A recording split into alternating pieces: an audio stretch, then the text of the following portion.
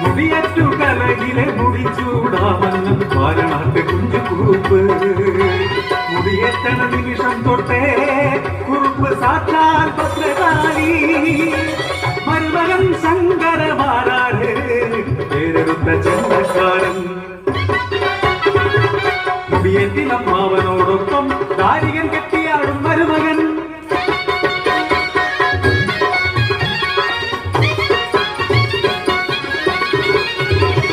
മരുമകനെ കൊണ്ട് ഓമനപുത്രിക്ക് ഉടമുറി നാളു കുറിച്ചു പത്താമ്പരം തോറ്റ് പെണ്ണിന്റെ ഉള്ളില് അവൻ ജയിച്ചു കേറി